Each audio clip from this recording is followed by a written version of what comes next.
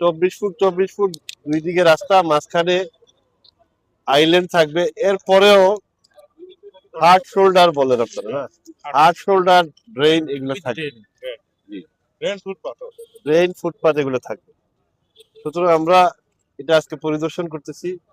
সবাইকে আমরা আন্তরিকভাবে ধন্যবাদ জানাই এবং আমরা স্পষ্টতই ছাতক দুয়ারার জনগণের পক্ষ থেকে মাননীয় প্রধানমন্ত্রী জনাব তারেক রহমান এবং সেতু মন্ত্রীকে, সড়ক ও যোগাযোগ মন্ত্রী মহোদয়কে আমরা জনগণের পক্ষ থেকে আন্তরিকভাবে ধন্যবাদ জানাই। আমরা ধন্যবাদ জানাই সড়ক, রোডস এন্ড হাইওয়েজ এর সুপার ইঞ্জিনিয়ার সাহেব সহ সংশ্লিষ্ট সকল প্রকৌশলী সাহেবদের। আমরা শেষ প্রান্তে যাব, এখানে গিয়ে শেষ হবে। জি জি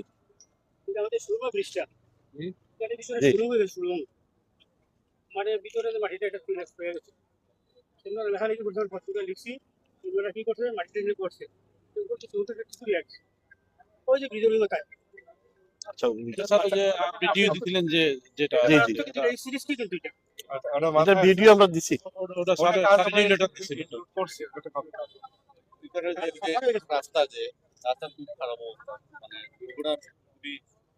আচ্ছা এটা ঠিক আমাদের এই যে ওটা হবে 34 ফিট ওয়াইড রাস্তা হবে এখানে 166 কোটি টাকা বরাদ্দ দেওয়া হবে।